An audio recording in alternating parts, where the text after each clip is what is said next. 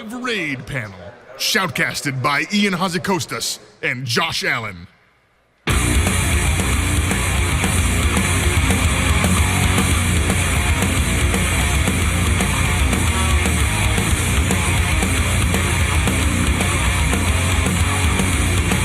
morning, Blizzcon. Yo!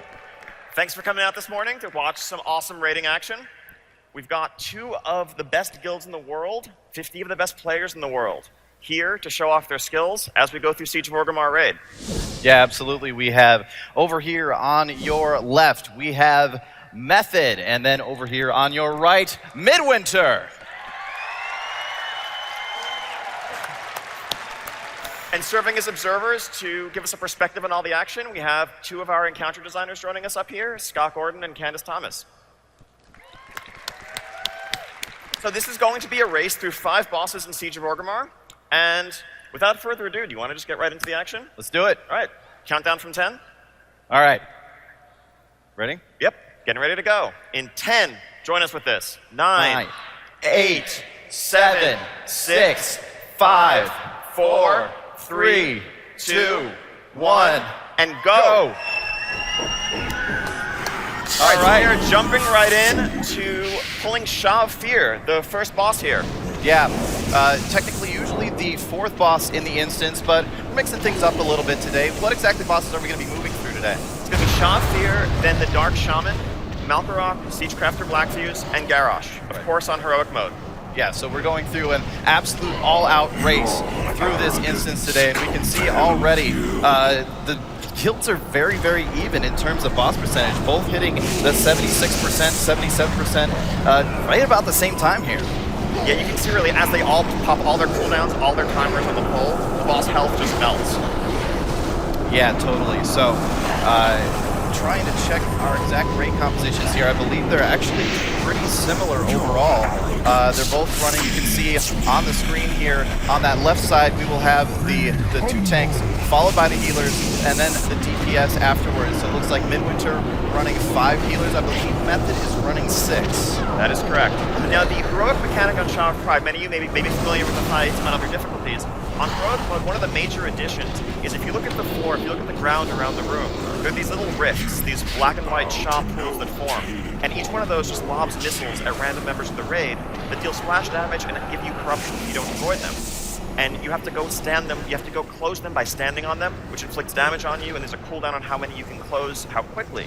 Now, of course, going to close them is going to reduce your DPS. A normal guild playing it safe is going to try to, keep as many closed as possible. But here, I think, in a speedrun, they're going to try to push it as hard as they can. And, of course, there's some risk involved in that. And, of course, that is in addition to all of the normal mode mechanics. So they've got to deal with all of that as well. Still very, very neck and neck thus far in this raid instance. Yeah, you can really see, the DPS of these 2 guilds is really perfectly evenly matched. They're just within 1%, even a couple of minutes in at this point. Now, you'll see both guilds have placed raid markers at the 4 corners of the platform. That's because every minute, 4 random members of the raid are going to be imprisoned there, and 3 people each have to go and break them out and free them. You see that happen right there on Midwinter's screen. When the panels light up orange, you go stand on them, they turn blue, and that's how you free your raid members. The longer they spend in there, the less damage they're going to do, the further they'll fall behind. Yeah, exactly. So getting those guys out of those little prisons that they get stuck in is definitely very, very important here. I'm still impressed at how closely matched this is. These are definitely 2 of the best guilds in the world. Of course, Method being the #1 25-man Horde guild, and Midwinter being the #1 25-man Alliance guild. Very, very awesome to see these 2 guilds face off today. Yep. So they're coming up on the 30% mark when there's a phase transition. Norishen, who's been helping out the raid at this point, you see him standing off on the right side of your screen. He will sacrifice himself to cleanse the raid's pride, and at that point it's just a race to the finish. As the Shaw of Pride pulses, increasing damage, and gives pride to the members of the raid, which will trigger more and more abilities. But of course, these guilds are both going to be able to burn the boss down pretty quickly at that point. We Yeah, see them both hitting that 30% mark right now. Again, just 1% difference between the two. Yeah, they should be popping all of their DPS cooldowns remaining at this point. Of course, it hasn't been long since the initial pull, so they may not have many of them readily available, but still, that boss is absolutely melting in the wake of these two kills, and it looks like Method may actually be starting to pull slightly ahead in boss DPS. It's so close right now. This is pretty much as close to neck and neck as you're going to get. They're both hitting 20% now. Yeah, I literally cannot look between these two screens fast enough to figure out which number is changing first. This is ridiculously fast. And you can see raid health on both is pretty stable. Every so often the Shah fires out a volley of bolts and the health spikes down, but everyone gets topped off pretty quickly. Yeah, damage as this phase continues is going to start ramping up quickly. Oh, we do have 1 dead, 2 dead, 3 dead now. Quick battle res on Method side, so only 2 dead, now back to just 1 dead. Bring out those battle reses. But that has meant Midwinter's actually pulled like 2% ahead. So in this first, every second counts. You never know how close it's going to get. Yeah, absolutely. Yep. Midwinter's 3% ahead now. It looks like they're going to get this kill first. 2%. 1%. And there it is.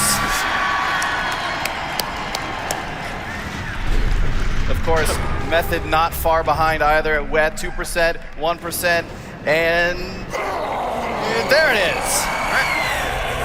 So, first blood for Midwinter. The underdogs, many consider them, but here they are pulling out a few seconds ahead.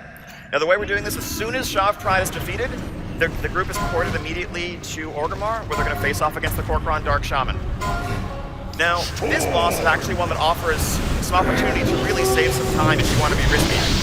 Many guilds, in fact I would say most guilds, use a third tank on this fight and split up the two bosses, pulling them apart to make their abilities much less dangerous. However, if you keep them stacked together for the entire fight, well, you can actually squeeze out much more DPS and get a quicker kill, but with much higher risk. It remains to be seen whether one or both of these guilds is going to take the riskier approach in the speedrun today.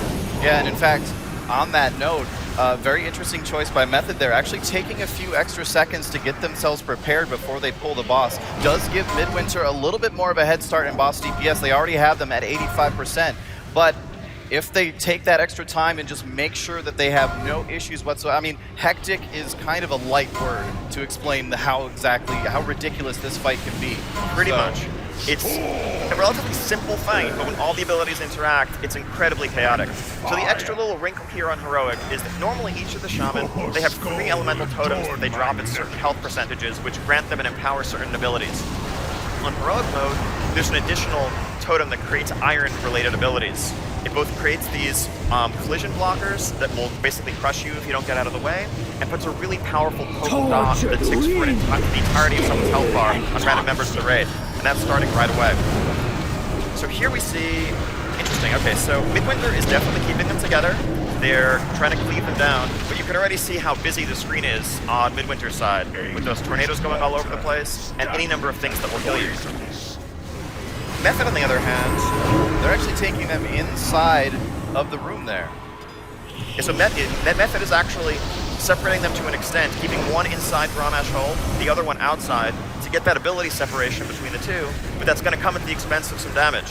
So really, if Midwinter can pull off the strat that they're using, they're going to pull actually a fair bit ahead here, but it's risky. If they wipe, then it's all for naught. It is absolutely a huge risk, and one interesting thing about this in particular, I mean, we talk about, these are obviously 2 of the best guilds in the world right now, but progression rating and a race like this, it's still a very different thing. It's a question of how much can you capitalize on these little risk versus reward moves like this. If Midwinter, if this works out for them, and they do have 2 dead players right now, and I'm sorry, I'm not sure if they've actually used any 3 dead players now. Not sure if they've used any battle reses yet. Looks like one Shaman just used reincarnation. I think I saw a death on Method's side as well there for a second. Yep. Oh, Midwinter in trouble, 4 dead. Now this is a fight. It's not uncommon to lose several people on the Dark Shaman fight, as long as you keep your healers, as long as you keep your tanks intact. Ooh, though you can't lose too many. Yeah. Remember, Midwinter is running with, is that actually down to 4 healers for this? Is that 2 healers? Do they only have, where are their healers? I cannot find, oh, there they are in the middle. Okay, they've moved around on the screen a little bit, apologies for that, but They are down several DPS now at this point, which is going to make it difficult. They are at 40% on the boss, and Method is actually catching up now at 50%.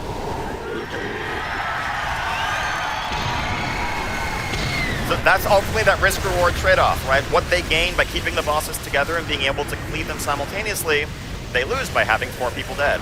Turns out that's not so good. Turns out when you lose several you just don't do much DPS as a corpse on the floor. Generally speaking, it's really hard to keep that going when you're dead. Yep. Method does still have 1 death, but that doesn't seem to be hindering them as they're steadily closing the gap here. It seems like their more methodical approach to the encounter, planning before they pull, and separating them may be paying off. Yeah, in fact, Method even had a battle res available for that 1 dead DPS, so they are totally fine right now. Midwinter looking a little dicey, but they are down to 29%. Don't have too much longer that they need to hold this together, and they are still in the lead, so they may still be able to pull out the advantage here. That said, the hardest part of the fight is that last 25%. These are shamans, and well, shamans cast Bloodlust.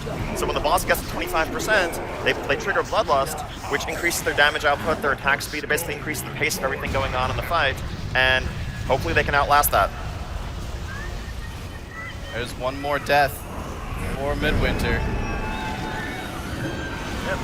Now at 20%, they're getting into that execute range. DPS should come up a little bit, but not if they keep losing members. That's now 8 dead, maybe 7 dead. 7 down on Midwinter's side, looks like. Yeah, we just have 1 on Method for Method, but Method has now hit that Bloodlust phase as well. Oh dear.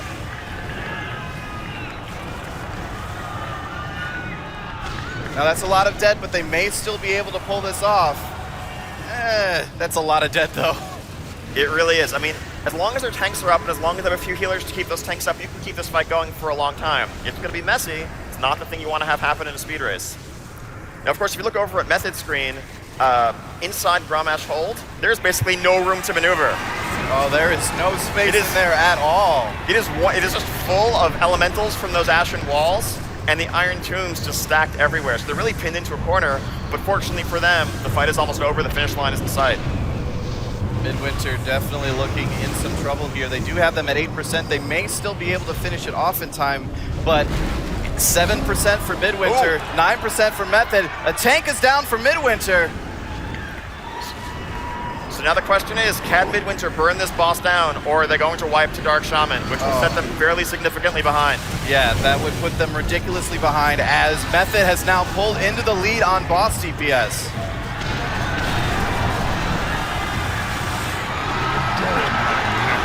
Oh, all right. Wow. Yeah, it's self-evident. There's Method kills the boss. With the kill. And Midwinter with the heartbreaking 3% wipe. Oh, so close. That hurts. So close. Now. So in the meantime, now, Meth is moving on to Malkorok. Midwinter, they're going to have to res, rebuff, and try again. That said, this race is far from over. The hardest bosses lie ahead, and a single mistake on any of those can spell the difference. Yeah, absolutely. I mean, Dark Shaman, like I said, very, very hectic encounter. But after this, we've got Malkorok and Black Fuse. Exactly. And then, of course, Garrosh. Oh, obviously Garrosh. So these two guilds actually recently faced off in a charity event, racing through Throne of Thunder. And Method got off to an early lead after some difficulties on Drinrock, but then Method in that race actually wiped on Dark Animus, allowing Midwinter to catch back up. So it's really not settled until Garrosh actually dies. But of course, Method's jumping right in, engaging Heroic Malkorok now. So Malkorok, what are the different mechanics on Heroic mode for this boss? Obviously, we can see the pools are still there. The slash is still there that you have to not stand in. But you do need to stand in the pools. That's the normal mode mechanics. What's different for Heroic mode? There are 2 major differences on Heroic mode. So first off, if you look around, you'll begin to see these little black and white Shaw globes forming. They look like a corrupt version of Monk Healing Spheres. Any player in Malkorok who touches them will immediately have their shield fully negated and take some damage. So you really need to carefully avoid these while soaking the pools and otherwise navigating the hazards of the encounter, but then at some point you do need to clean them up, otherwise the playing area is going to be completely full of them and you're going to be overwhelmed. Also, every time Malkorok knocks people up into the air, it spawns these Shah oozes, which significantly slow and hinder the casting speed of people near them. Those need to be picked up, pulled into melee, and cleaved down there. Now, Malgrog, ultimately, a DPS race, a fairly straightforward encounter for these guilds, but it's also an unforgiving one. If they don't soak a single one of those pools and it blows up and hits the raid, that could wipe them right there. So it's still very demanding on the execution side.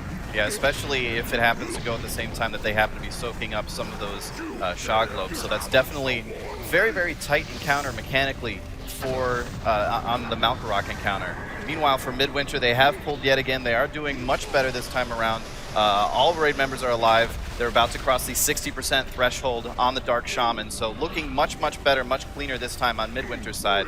Malkarok, though, for Method at 56% and falling. So yeah, Method continuing to soak those pools, and soon they're going to come up on the intermediate phase that Malkarok has, where they need to stack and deal with some heavy cleave damage. We'll see what they have planned for that.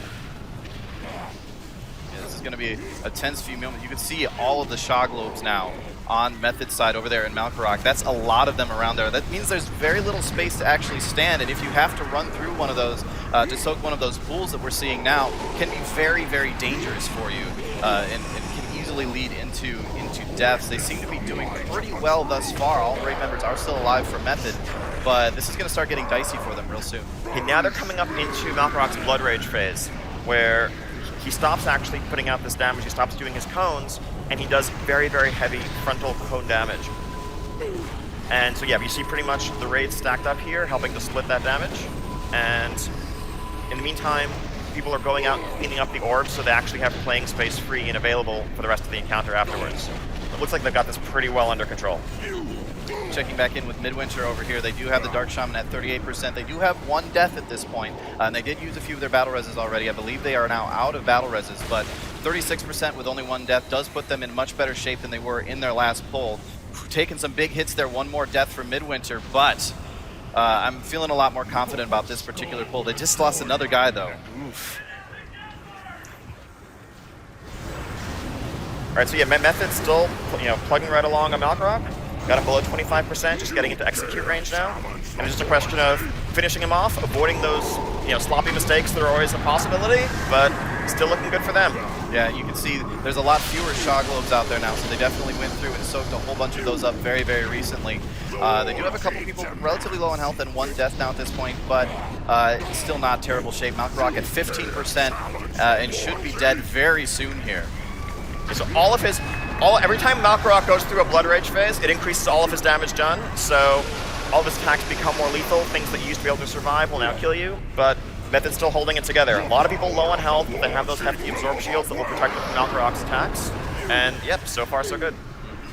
Malkarok now at 8%, 7% and falling. Checking in with Midwinter real briefly. They are taking a lot of damage. They do have several dead. They are now under 20% on that side over there. It's looking very scary. Malkarok, though, at 3%, 2%, should be falling very soon, 1%, and Method cames Malkarok. So that is now 3 down for Method, but now we're moving on to the really hard ones. So now it's time for Heroic Siegecrafter Blackfuse. Oh, wow. Oh, big hit there for Midwinter. Looks like this fight is giving them a lot of trouble. Yeah, no, this is the reason on Midwinter's side. This is the reason why most guilds do separate out the two bosses. It's much, much safer. It's much more reliable. Though if you can pull it off, it does save time. Obviously, that risk hasn't paid off in this case. And now it puts them in a difficult position. Like, you've tried the faster, riskier approach twice. Do you go for it again at this point? I almost feel like you have to. Yeah. It's because if you want to catch up, you have to go for the potentially faster kill. But at this point, really, it's going to come down to Method can actually afford it. Assuming they know that they're this far ahead, which they probably do, they can afford to play it safe at this point and really just make sure, as long as they don't wipe, they should be able to pull this out and win. But now we see them getting ready to engage Siegecrafter Blackfuse. Now, this fight has a couple of changes on Heroic. It's actually one seemingly very small one. The turrets normally roll out on the assembly line. You pick which one to kill, the other two get activated. But Siegecrafter Blackfuse on Heroic throws a wrench into that by overcharging a single one of the turrets on each wave that you choose to leave alive, which drastically transforms its capabilities and what it's going to do to your raid.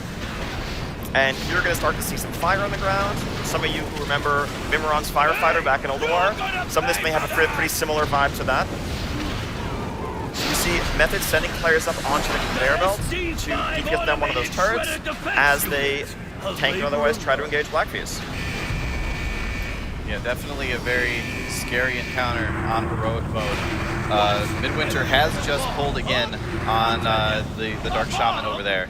So it looks like once again, yeah, they are going for that risky maneuver, keeping them both outside of that central area there. So hopefully they could, like, they were so close last time. If they can just pull it together here, maybe they can catch up. If they catch a lucky break, Method could very much wipe at any point here. Obviously, we still have Garrosh ahead of Blackfuse as well. Yes, exactly. Now, it's interesting watching how Method approaches this fight. There are a lot of different approaches to Blackfuse in terms of where you position him, which turrets you kill, which you don't kill. I think the standard strategy actually used by most guilds these days is to tank Blackfuse on the opposite side of the room, near the outgoing conveyor belt, where mines are spawning and other things are activating. Method's tanking them on the intake side of things, and this is very similar to, this is ultimately the strategy that they used when they got their first kill on this as part of the initial progression. And ultimately, I guess they're just sticking with what works for them, which makes a lot of sense. Yeah, I mean, you're on stage at Blizzcon, competing in the live raid. Do you go for something like super crazy that you haven't really done much before? Or do you just go with, okay, we know we can kill the boss with this strategy. They know that they have the advantage right now, so... Exactly. Most guilds, again, if you watch a guild doing Siegecraft or Blackfuse these days, typically you're not going to see any of those drills with the concentric circles. Guilds generally try to kill those whenever possible because they're very technically demanding in terms of avoiding them, what they do to your positioning. Most guilds choose to instead engage with mines most of the time, but not Method in this case. And one of the things that getting rid of the mines saves is that maybe it lets you focus more of your DPS on the boss, which in a speedrun context will also help save time in terms of the overall boss kill time. Yeah, for sure. Checking in with Midwinter real quick. They do have one dead. He will be battle rezzed. 56% on the Dark Shaman. But again, it's that 25% phase that's been giving them so much trouble. So hopefully they can stay together until the end and manage to pull out this kill. So you see, as the Siegecraft or Blackfuse fight progresses on Method's side, they need to continually reposition the boss, move him around the room to deal with the evolving hazards. And we see more drills going out, fire all over the ground. So the overcharged lasers, normally the laser just follows a single player and draws a line of fire in their wake. When it's overcharged, it draws these massive concentric circles of fire that cover the entire room. Yeah. Look at that far perspective on the screen on Method's POV right now. There's just fire everywhere. But of course they know exactly where to stand to avoid it. Yeah, exactly. Midwinter's doing all right over here still, but they do have 3 dead, and I believe that they're out of battle reses, so it's really going to be tight for them again. This fight, like seriously, yes, they're struggling on this. This is a really, really difficult encounter, especially when you're competing on stage in front of tens of thousands of people, and you're in a hurry, right? You just need to go, go, go, go. It's telling of how difficult the encounter is when you try to tank them together that Method chose not to do it. Because they're an excellent guild, they're not generally one to play it safe, but it's significantly helpful to separate them just in terms of the risk, the possibility of abilities interacting in ways that are going to kill people, and that's what Midwinter has been plagued with. Absolutely. Blackfuse is now at 42%. You can see all those fires have cleared out at this point, so there is much safer area to stand in. They are having to avoid that drill at the moment, but these guys are pretty good. They know how to not stand in things, so that's not a problem at all. Blackfuse now at 40%. Crawler mines being killed, and they're looking really good. Yeah, they still have a ways to go on Blackfuse though. So much of that damage they do to Blackfuse is done during the initial burn on the pole, before turrets have been activated, before the other adds have spawned. And once you have to start turning your attention to dealing with all those abilities, as you see Method right now, dealing with overcharged mines, which are giant mines that contain smaller mines inside. So as you kill them, they break out into smaller mines. It's a lot of things to kill and deal with, which distracts your attention away from the boss and reduces your ability to deal damage with the boss. Midwinter looking a little dicey again over here. 22%. They've got, what is that, 7, 8 dead. 20% though, they're getting into the execute range. They may be able to pull it off this time. Come on, let's give them some support. Let's make sure they can get this kill.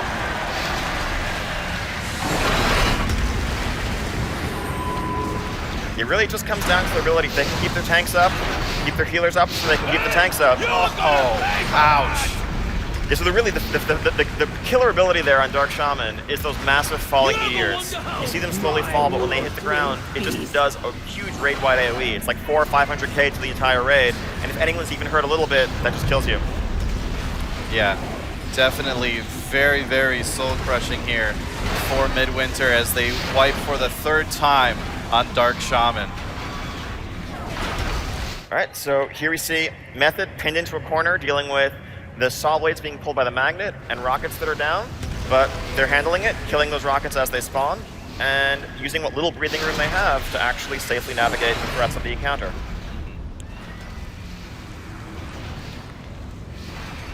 Very much to Midwinter's credit over here, they are not giving up at all. They say, you know what, we're here to kill bosses. That's what they're going to do. They're regrouping, discussing their strategy a little bit. They want to kill this boss. So you have more overcharged fire lines coming through on Method's side. They probably have like 5 square yards of real estate right now to work with, and they're using it for all it's worth. Yeah, a little bit of homework for you. Find a safe place to stand in all of that. Hint, it's right where they're all standing. Exactly. As you see, all of them fixated by mines. They have those little fixate eyes over their heads, but they're killing the mines before they reach them. And really just honestly executing this perfectly right now. Yeah, this is looking absolutely beautiful from Method over here. They are going to have to avoid that drill in the middle of all that fire, which can be a little bit tricky, but these guys know what they're doing. Actually looked like they stepped into the fire there for just a second just to get out of the way, but they were able to heal through it. We now have Black Fuse at 7%. Only a little bit longer to go. Ooh, Tank getting very, very low there on health, but is healed back up. So at this point, I think you're going to see them just clean up these last overcharged drills and then focus the boss, burn him down, and that will be the fight. Yeah, they are out of that heavy fire phase now, so there's plenty of room. All they have to do is just finish him off, basically. Hit him till he stops moving. 2% on Black Fuse. 1% on Black Fuse. Couple deaths, but it doesn't matter. Method claims Black Fuse. And that is 4 down for Method now. But onward to Garrosh Hellscream himself. Yeah, Garrosh, a very scary and very long encounter on this is by far the longest encounter that they're going to be facing today, because on Heroic Mode, Garrosh actually has an additional 4th phase that takes place in Garrosh's vision of a ruined Stormwind Harbor, his vision of his own triumph. So this will be something we'll get to see towards the end of the fight, but it really takes what is already a fairly lengthy fight and adds an additional phase on top of it. So we're probably looking at around 12 minutes, 13 minutes for that. Yeah, and we see once again Method is being very careful here. They know that they've got an advantage right now. They just want to make sure they're communicating everything clearly. Looks like they may actually be swapping out a character or something. There is a summoning portal up, so they may just be swapping in for a slightly better composition, which they have the time for right now. They're going to take every second that they can to make sure that they're going into this as strong as possible. Exactly. Really, the order of the day for Method right now is just do not wipe, play it safe, do what they're used to doing, and as long as they can pull that off, they should have victory at hand. Meanwhile, Midwinter is looking much cleaner over here now. 47% on Dark Shaman, no deaths as of yet, so looking much better. As I say that, sorry guys. But still in good shape, I think. It really has been, though, that 25% Bloodlust phase that's been giving them so much trouble. They did have a battle res available for that one dead player, so he will be back into the fight. 41% now on Dark Shaman. One more death. Hopefully they have a battle res for that. They just need to hold it together just a little bit longer here. All right, so Method here engaging Garrosh, going right into phase 1. You see them having a range group run out to stand on the steps to his throne so that he throws the first desecrated weapon out there in a place that the rest of the raid's not going to necessarily have to deal with it immediately.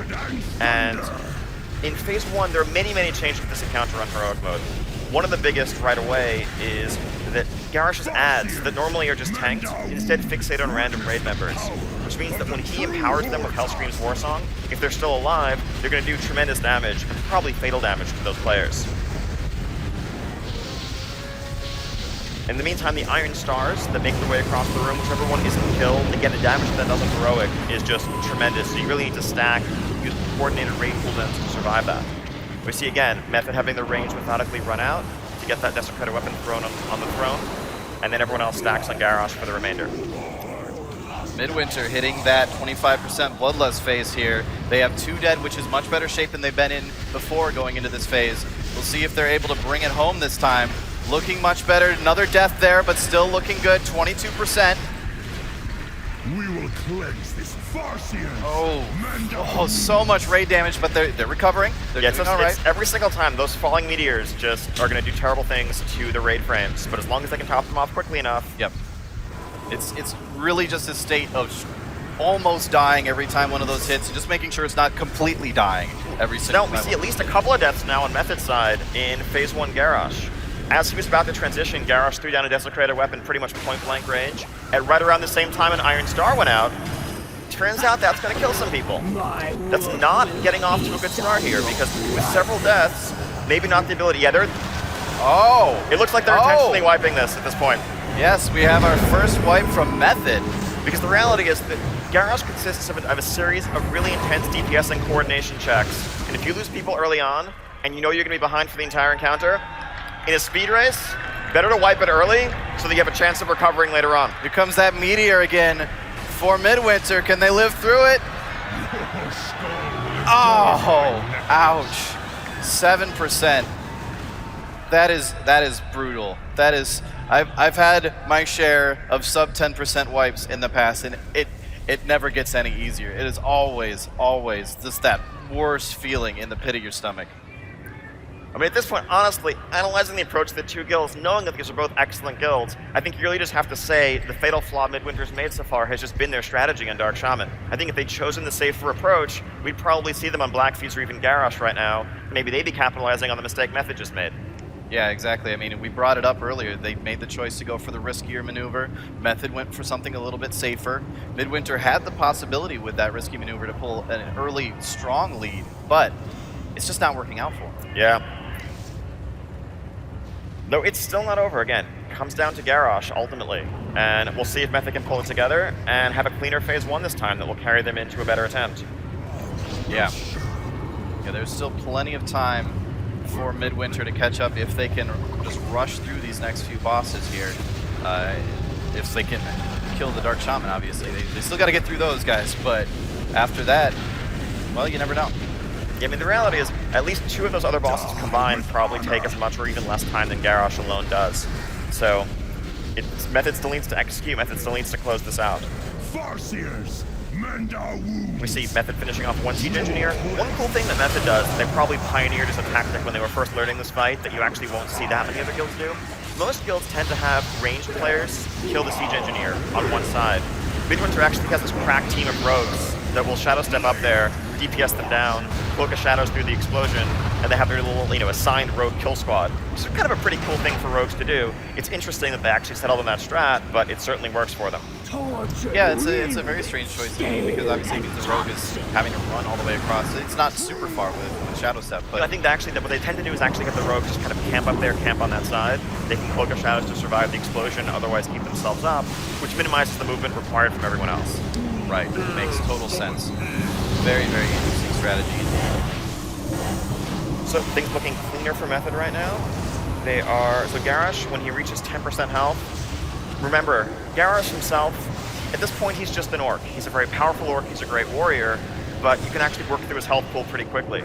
It's only when he's really backed into a corner, when he gets very low in health, that he just siphons the power of the Heart of Visage hanging overhead and actually transforms into his true form, takes his true power.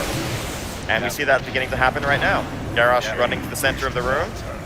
I wonder what possesses somebody to decide, you know what, I'm just going to chuck an axe into a heart and just stand in whatever comes out. Very strange lineup. Very disturbed individual, Garrosh. If you were down to 10% health, you might do that too. Never know. Absolutely. So now, shortly, Method's going to be moving into the Heart Room phase of the Garrosh encounter, as the power of the Heart of Visage really draws everyone into this other realm. And these are familiar locations from throughout Pandaria where players confronted different aspects of the Shah. This is the Temple of the Jade Serpent, or at least a vision of the Temple of the Jade Serpent, produced by the Heart. Now, in here, there are 5 groups of ads that all need to be very carefully controlled because they're constantly trying to cast these Shah bolt volleys that will do terrible damage with the raid if they're able to get off. So you really need organized stuns, interrupts, but they've clearly practiced this many, many, many times. As they learn the fight, they go through and execute just like clockwork. Absolutely. You can see that big cleave, those big hits that Garrosh is putting out. They've got to avoid standing in. Those hurt quite a bit. Pretty much. If you stand in one of those cones, certainly on heroic, you're instantly dead. Yeah. And it still does a whole lot of damage to everyone else in the raid. Exactly. You can see every time his axe comes down, this wave of energy is emitted, and that's doing pretty significant damage to the whole raid, but they're using personal cooldowns, raid cooldowns, whatever they have available to live through it. Yeah. Did dip very low there right at the end, but it was right at the end of that particular phase, so now they are back on Garrosh himself, outside of the heart phase, and they're pulling him over to the side here. Now this is mostly going to be to try to avoid those desecrated weapons that he's throwing out. They do still need to kill them, but pulling him over to the side here does give them a little bit of extra space. There is now a mind control that'll go out that they'll need to clear out. Meanwhile, checking out Midwinter over here, 36%, 35%, still looking in good shape. They have their entire raid alive. They need to be able to pull off this kill here. So, back to on the Garrosh side of things, one of the primary objectives as you go into those heart rooms is the sooner you can get to him, the sooner you can bring that barrier down, the sooner he stops channeling on the heart and gaining corruption. Every 25 corruption he gets empowers an additional ability. And so one of the biggest DPS and execution cutoffs on the fight is making sure that you can reach Garrosh in that first heart room before he gets to 25 power. Because once he gets to 25, his whirling corruption ability becomes empowered and begins spawning ads. And those are very difficult to deal with on heroic, and you want to see as few of them as possible. Method managed to meet that first cutoff, getting only 23 power in the first heart room. Midwinter now getting deep into that Bloodlust phase, 20% on the Dark Shaman. They have their whole raid alive. They need to keep it that way. They need to keep everybody alive. Here comes that big poison hit coming out. Do have one death, but still in good shape. 15%. The DPS is going much, much faster with this much of their raid alive. They may actually be able to pull this off here. Let's give them some support, guys. Come on. Let's get these guys a kill.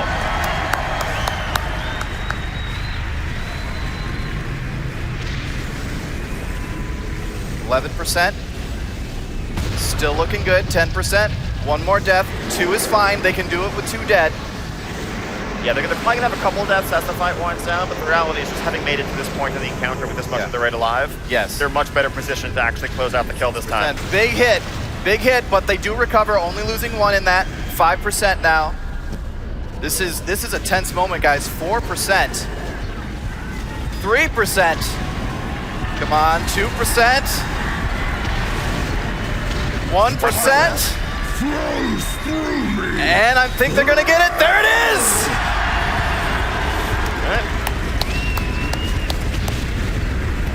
All right. And now we see, so as Midwinter moves on to the third boss, and they're facing off against Malkorok now, we see Method in the second of Garrosh's heart rooms. This one is the Terrace of Endless Spring, or at least a vision of the Terrace of Endless Spring, which was the raid zone. Unlike the other one that had 5 groups of medium-sized ads, this is full of a huge cluster of tiny ads, all of which need to be killed, and which do fairly significant damage if they're not tanked, as damage goes out.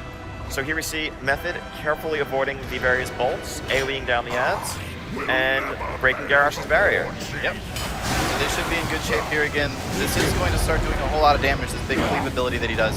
But they've survived it fine in the past. I don't see them having too much of an issue. It's really just a don't stand in the thing particular phase. They do have to heal everybody up afterwards, but these guys have done this a lot of times. They should be totally fine on that. Okay, so coming out of this phase though, now this is where the real challenge of Garrosh begins. Garrosh's single most dangerous ability is likely Empowered Whirling Corruption. Normally it's just raid-wide damage, but once it's empowered, it spawns a number of ads that have to be tanked and killed separately, because when one of them dies, it massively heals, buffs, and empowers other nearby ads. And just dealing with that coordination significantly reduces your damage uptime on Garrosh, and if you don't handle it perfectly, they're going to start killing people. So we're going to see that first Empowered Whirling Corruption coming up soon. Yeah, that is definitely a very scary ability to have to deal with. Even on normal mode, on heroic, it's even scarier just because of the amount of damage going out. Garrosh now at 25%. Midwinter has Malkorok at 72%. They're looking very, very clean over here so far. Much less like strenuous and hectic encounter than Dark Shaman. I don't see them having the same issues that they had on Dark Shaman with Malkorok. They should be able to do much, much better over here. Exactly. Now on Method's side, Garrosh has just performed his first Empowered Whirling Corruption. So you may see these little Shah ads around. they are the product of that ability. And yeah, it looks like they cleaned them up mostly in the back, and they're stacking back up on Garrosh for his next mind control, getting ready for that so that they can break the mind control immediately.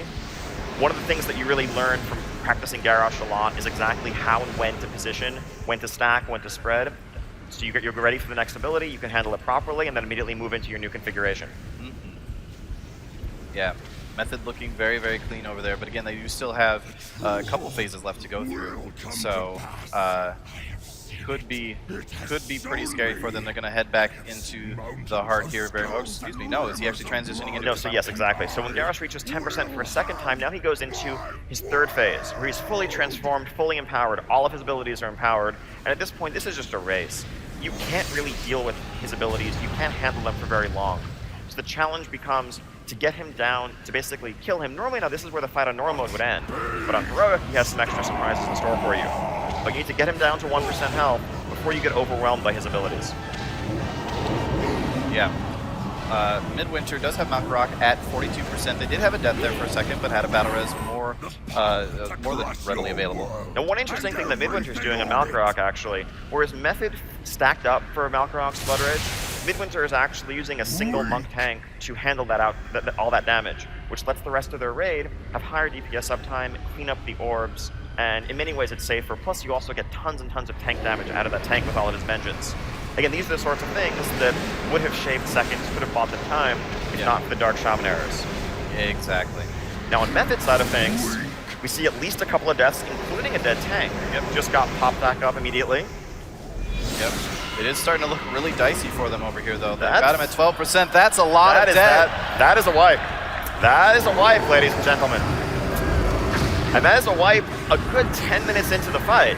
Yeah. So if Midwinter closes out Malkarok, cleans up Blackfuse, they'll both be on Garrosh. That's a lot of lost time. That is. Every single one of those phases on Garrosh can last as long as any of the encounters, especially the ones that Midwinter has left to kill. With Malkarok at 18% now, they should be able to finish that off here relatively soon. That can just be a scary position for it. Like, this can actually be a scary position for Method. Unlike the last time we did one of these live raids in 2011 at that Blizzcon, the zone was Firelands. Firelands actually had 6 relatively easy bosses for guilds of this caliber and only 1 challenge in Heroic Ragnaros. But many of these bosses, certainly both Blackfuse and Garrosh, rise to that overall caliber, and this is a much sterner challenge. Plus, these guilds have actually only had a few weeks to farm and practice this content at this point. Yeah. So, really, it's impressive they're doing this at all. Yeah, if I remember correctly, they've only been able to kill these bosses like 8 or 9 times now at this point. Something like that. But here's Malkarok at 1%. Midwinter catching up, takes down Malkarok.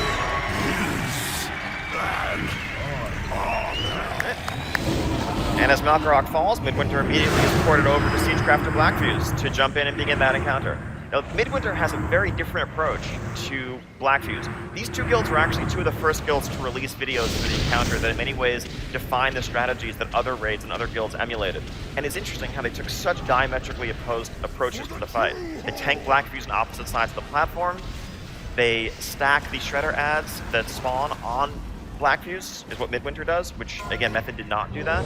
And we'll see how that plays out. Method obviously executed their strategy flawlessly. Now it's up to Midwinter to do the same. Actually, a little disappointed that our observer here did not choose DPS in that particular case. I think that would have been pretty funny. But we'll see how these guys can do here. It is a little bit longer of a fight, but not terribly long. And Method has once again pulled Garrosh in the meantime. They have him down to 35% in his first phase here. As Ian was saying, he's just an orc right now. So not too scary to have him at 30%. But once he does hit that 10% mark, he does the whole axe into the heart thing again. Exactly.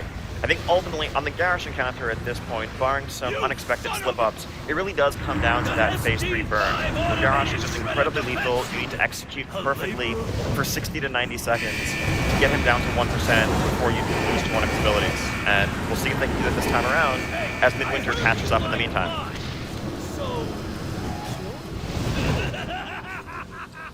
So yeah, on the Midwinter side, you can immediately see, as I mentioned earlier, they're tanking Blackfuse on the opposite side of the room. They're tanking him next to the conveyor belt where all the adds come out, such that the mines that activate jump down right into Blackfuse's model, and they can be AoE'd and cleaved down, as well as stunned and otherwise controlled while also pushing damage on the boss. This is ultimately probably a more efficient way to do the fight overall.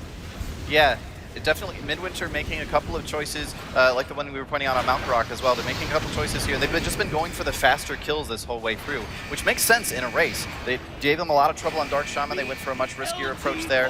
The couple approaches afterwards, they are a little bit risky as well. I don't feel as risky as the Dark Shaman strategy, but like this is solid strategic thinking here. These guys are very, very intelligent about how they're approaching this. And especially one of the things for guilds like these, the vast majority of guilds that do this fight, even guilds that are ranked, let's say, 10th, 20th in the world, there are going to be videos that are out there that are going to be strategy guides available. But for these guilds going in, they were learning this fight completely blind and experimented with a wide variety of different approaches. Which turrets do you kill? Which do you leave alive? Where do you position the boss? And adjusted and adapted as they went, and this is what they settled on. And it's interesting how the outcome of that sort of organic process led to two totally different outcomes that both work equally well for these guilds. Yeah, there's only so much learning you can do on a heroic boss fight in the public test realm. They stay open for very, very limited periods of time. So, yeah, they had to learn this stuff almost entirely from scratch. And it's honestly, it's really interesting to me up here, just watching these guys, seeing how different the strategies are. Now, in the meantime, Method is plugging away on Garrosh. They're just getting into phase 2. They finished that first heart room, and his Whirling Corruption is not yet empowered, so they can just go through, deal with the standard Mind Control, standard Whirling Corruption, and whittle down the boss's health. Fires have now more or less cleared up over here for Midwinter. Does take a big spike of damage, but no big problem whatsoever. Going to heal right back up off of that. Looking in very, very good shape here on Black Fuse. So yeah, normally guilds tend to separate the Shredder ad that Black Fuse spawns from the boss himself, because when they're close, Black Fuse will heal the ad. However, Midwinter actually gets stacks of a tank buff very high on their tanks, which allows them to actually stack the ad on top of Black Fuse and just out-damage the heal. Because the tank does a bunch of extra damage to the ad while he's holding him, and they can, by doing that, simplify the positioning, improve their overall damage output and efficiency. Looking over at Garrosh once again, Method working their way through Garrosh here. We'll have another heart phase here very, very soon, but at the same time, there's still a lot of this fight left, and we're going to start running short on time here soon.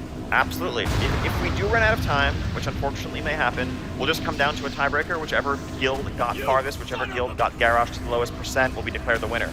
So it's up to Method really to pull this attempt out and to actually get the kill. Otherwise, we go to a tiebreaker. Yep, and it does also mean that there is a very real chance for Midwinter to catch back up here. If they can get through the rest of Black Fuse here, he's at 42%. They can get through the rest of that, finish him off, get into Garrosh, get to that phase, was that phase 3? Exactly. That Method got to, and get him lower. They could actually still be able to pull off victory here. Black Fuse still looking pretty good for Midwinter. It looks like they have one death, but overall, the positioning is still solid. They're just going through their execution. Yeah.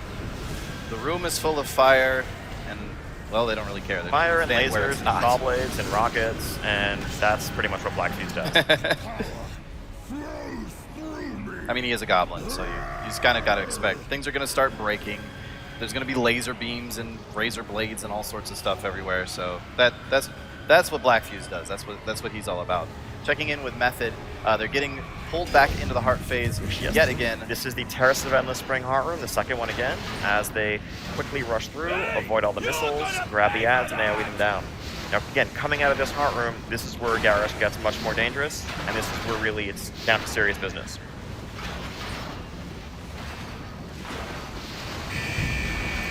On Midwinter's side, yeah, they're still plugging along. Looks like they got Black Fuse down to 29%. Great is still in good shape, only one death. And Method is now DPSing on, or doing some damage there to Garrosh. He's going into his little stompy cleave phase of the heart room, which again, they have not had any issues with this particular phase. I don't expect them to start right now, so should be able to get him out of there, and then very soon we'll be able to push him into phase 3. Exactly. You see some of those Devotion Auras, other raid timers going out to help mitigate the damage. Spirit Link Totem down for Method. You pretty much use almost all of the cooldowns that you have available just to heal through this damage so that you can maximize DPS on the boss. Yep. There they are out. Garrosh at 36%, and he will be be transitioning soon. Meanwhile, Midwinter has Black Fuse at 24%. Going to be getting into that execute range. Will be able to start picking up some DPS on him. Tank getting very low there for a second, but is able to heal him back up. They do have that one death still, just that single one death, so they should be able to finish this off. But it does start to get really dicey at this point in the encounter. Alright, so now on Method side, they're deep into phase 2 in Garrosh. That first empowered Whirling Corruption is going out. You can see all the ranged members of the raid are pretty far spread out, so that the ads spawn apart from each other and can be picked up and killed again apart from each other. Yeah, those ads have to be separated or they will get very, very scary very quickly when they start dying, and you cannot let them accidentally wander in on the tank and all die together because, well, then you'll all die together. That's just sort of how that turns out. Garrosh at 18%. We'll be getting into that transition phase here very, very soon. Siegecrafter at 15% now at this point and falling very, very quickly here. They do have to kill off a few more. They're going to kill off that one missile turret, and it looks like they may actually wait on the other two. So should not be. Yeah, they're just going to go ahead and let those go. Still just one death. Black Fuse at 11%, and the Crawler Mines are going to start coming out. They're going to have to kill those off. One more death there for them, but I'm feeling confident in this kill here from Midwinter. I believe that they're going to have no major issues. As long as they can avoid this bunch of damage right here, they should still be fine. There is one more death in that, but 9% on Black Fuse. They did actually have another Battle Res available that they went ahead and used, so should be good. Back over on Method side, now they're again into phase 3 on Garrosh. This is where they wiped last time. This is where they ran into those difficulties. In phase 3, Garrosh, obviously visibly transformed. His power bar goes all the way up to 100. Okay, quick. And yeah, they just need to power through this. It's basically they need to get him down to 1% health so he can transition into phase 4 before they run out of time. Now in phase 3, he continues to do empowered Whirling Corruption, spawning ads there. Big hit on the entire raid of deals with some serious raid damage on Black Fuse, but looks to be holding it together. Yep, 5% now. 5%. They're almost there. Just a little bit longer. Got to hold it together. Another one does fall, but 4% on Black Fuse, 3%. I'm feeling good. It's looking good. 2% on Black Fuse. Just a little bit longer. They just got to hold on. They're doing fine. They're maintaining 1%, and it's looking like Midwinter will down Black Fuse. All right, so now both guilds are now on Garrosh with 4 bosses killed. Obviously, Method quite a bit ahead, but they're in phase 3. This is where they ran into trouble last time. They already have 2 dead. In fact, Garrosh at 9% now. He's very soon going to be transitioning into that phase 4, that sort of defeated Stormwind vision that Garrosh has. Oh, but there's a couple of big mind controls going out. You're going to need to take care of those. The empowered mind control in phase 3, very difficult to deal with. Yeah, especially when you get this spread out. 4% on Garrosh. They just need to get him a little bit farther to get into phase 4. Yep. They do have 2 dead. 3%. 2%. 1%. And now Garrosh is kind of a jerk. He doesn't transition instantly. He takes some time to go through a little bit of RP, and while this is happening, you can still wipe. Ads that are running around can still kill you, but it looks like they've got this under control. So now we're going to go into Garrosh's 4th phase on Method side, the heroic only phase. This is his vision of a ruined Stormwind. We'll show you what it means to be called. He's kind of smeared a little bit of Shaw all over the place. I really, as we look around, you can see, this is Garrosh's fantasy of his success. You see folks like Varian, Vol'jin impaled on spikes in the harbor of Stormwind. This is what the heroes are fighting to prevent.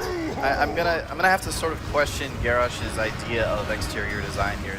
It's not really doing it for me. But anyway, now at 56%, we do have 3 deaths for Midwinter, or excuse me, for Method. They can still very much get through this phase, but it's a very, very hectic encounter. Can you tell us a little bit about exactly what goes on in phase 4? Sure, there are 3 major mechanics here. So the first thing that's going on during this phase, there's a debuff called Malice that's placed on a random player who you may see with a purple circle around them. That player pulses increasing damage to their allies that are near them. If they fail to hit enough allies, it empowers Garrosh in a way that's pretty much going to wipe you. But if you stay near the same people for too long, you just kill them. So as you see, Method has split into 3 groups in a triangle formation, kind of reminiscent of Heroic Ragnaros last time we were up here on this stage. And the person with the debuff moves between those 3 groups to spread the debuff evenly. Now, a bombardment phase begins. If you look up, you see these gunships in the harbor. Again, this is Garrosh Ascendant. This is the might of his horde, raining down fire on the harbor. It also drops one of these iron stars that we saw during the first phase of the encounter that fixates on the nearest player.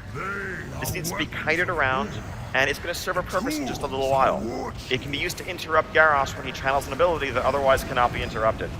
So we see them methodically kiting the iron star around, saving it, getting ready for Garrosh to channel his ultimate ability. Yep. Checking in with Midwinter real briefly. They have gotten him now into phase 2. They're going to start getting the heart phases here relatively soon.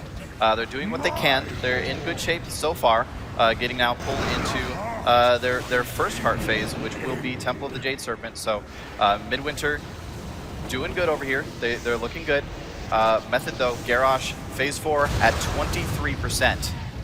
So really, this fight is going to be over one way or another in about 30 seconds. They just need to burn him down, and the question is, can they kill him before they run out of time? They do have 4 dead, which is a scary situation to be in, but they're getting him underneath 20% into that execute range.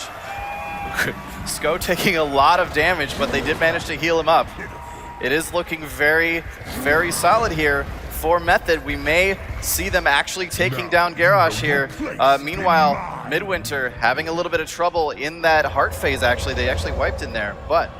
So for Method, Garrosh is at 12%. They are spreading out to avoid spawning another Iron Star, and they have that one Iron Star still being kited off to the side. Garrosh is soon going to use his ultimate ability. The question is, can they survive this bombardment? Can they interrupt it? Can they get the kill? Oh, so much damage going out there. So much damage. But they're still in good shape. They didn't actually... 7%. Excuse me, they lost 1 in that. Now 2 more deaths in that, up for a total of 6 5%. dead. 5% though. 4%. 3%. Looking good. Getting very close here. 2%. And now he's summoning these ads. These ads will wipe them if he does not die right now. 1%. And that's the kill. Ladies and gentlemen, Method is our victor! Congratulations to our champions, Method representing the Horde, just coming in under the wire with this epic heroic Garrosh kill. And of course, very well played to Midwinter as well. They did have a lot of trouble on Dark Shaman earlier, but they still made it to Garrosh in time. And we can't help but wonder how it would have been, what would have happened if they had just taken a different approach to Dark Shaman. Exactly, just a slightly more careful approach there on that fight. They spent a lot of time on that, and Method wiped, what was it, 2 or 3? It was 2 times on Garrosh. They might have been able to catch back up, but as it stands, Method is victorious. So that was pretty much down to the wire. We are out of time for the live raid, ladies and gentlemen. Thank you all for coming out. And we will be having panels resuming shortly, going on to a raids, gameplay, and systems panel about World of Warcraft coming up next. And thank you all to the guilds for joining us here. Thank you for coming out and showing off your skills. Let's get another hand for these amazing players. Thank you for attending the World of Warcraft. You're watching Blizzcon 2013, an original DirecTV production since 2008. Level up to DirecTV at directv.com. That was the World of Warcraft live raid, and this is BlizzCon 2013 live right here on DirecTV and the virtual ticket. I'm Jeff Keighley back here at our main stage with Kim Fan and Kim. We were going to... David Kim, exactly, from StarCraft. David, it's great to have you with us here. We're going to talk a little bit about StarCraft, esports, lots of excitement. They started the tournament, WCS, right behind us there, and it will culminate later today in the finals. And one cool thing that they just brought by for me here is this StarCraft World Championship Series WCS esports cards. This is a series, and they actually have the players on here, right? I got to open this up and show These are being handed out on the show floor. Right. For people watching at home, you can also try and win some as well. Yeah. You got all these characters here, and you can actually literally get their cards in the back. You get some of their quotes. Got their Twitter handle here. You can see date of birth. It really is like their own player cards. This is so cool, David. So this is Series 1, and hopefully you guys are gonna be releasing more and more over time. I think Kim knows better. I do. We hope to release more. And this was just kind of a first test, a first batch. And I think if everybody likes it, we'll try and release more. For anyone watching back at home, if you go to StarCraft Facebook page or visit the WCS portal at StarCraft2.com, WCS, you can enter the contest to win some of these cards. Cool. And the packs look like this. They come with 5 cards. Right. And there is a rare card. David just opened a pack and got the rare card. Just got it. Which Parting. is the parting card. He won the last BWC. It's Yes. why he has a special foil card. And it's a It's a super blue rare card. Yeah, so Oh my God, that's 1 out that's of 20 something. packs you Yeah. can get the Do you parting get- card. Do you get a card, Kim? I have a lot of cards. I got Do my you have a favorite. Kim fan card? I don't have a Kim fan card. Not yet. I'll probably have one when David has a David Kim card. Okay, these could happen. Well, this is cool. You guys really obviously take esports seriously, and we've got more panels coming your way. But right now we're going to chat with David a little bit about all things StarCraft. So obviously, no new expansion here, David, but lots of great esports action behind us, for right? sure. Yeah, David was on the StarCraft 2 panel yesterday, and you were talking about what's coming up in patch 2.1, and he also covered multiplayer. Okay. And so I think it'd be great to kind of give a quick recap on what's coming out in patch 2.1, which is next week, right? Next week? No, actually the balance patch is coming next week. 2.1 just has a lot of improvements, features That's such right. as like you can create your own clan decals to use when you're playing the game, stuff like that. But the balance patch that's coming out next week at the earliest has a bunch of changes. I'm sure everyone who's into StarCraft 2 knows the changes because we've been testing those on the balance test map for a long time now. And yeah. So based on how the tournament is going, how do you think the balance changes with Widow Mines and Siege Tank is going to affect some of the tournament action? So right now, we don't currently think there's a huge balance problem, and the current state of the game is looking pretty solid. But the purpose of the patch that's coming out next week is to kind of switch up the gameplay a little bit, so that next year we can have a slightly different and more diverse set of strategies for the pros to utilize. But for now, I don't think any of those changes are actually needed or for players to be able to perform better or anything. And as you can see from the race compositions at the quarterfinals as well as the semifinals, it's looking pretty good right now. Yeah, so another question I think people want to know a lot as well is, once the balance patch comes out, how long do you actually wait until the next balance patch? I know we have to let it test out a little bit, but what's the time period that typically takes place? So normally it takes a very long time because we want to make sure that players have enough time to play with those changes. So as you guys can have seen throughout this year, we've only done very minor and specific changes, and we've waited a long time before doing another patch and so on. But this off-season patch is very different in that sense because the purpose of this one is not to fix problems with the game, but more so to bring diversity to strategies. So we may end up doing another patch quickly before the start of the next season. But once the WCS season starts, I think we're going to go back to our more safe, smallest changes possible, that kind of approach. Now back to patch 2.1, which that's right, it's coming out hopefully by the end of the year. One of the greatest announcements that was released on the StarCraft 2 panel is that the arcade is going to be free. Yeah. The arcade, that's really big news actually. So all the map makers who have been putting their own maps and custom maps for the arcade now, all the players can access it for free.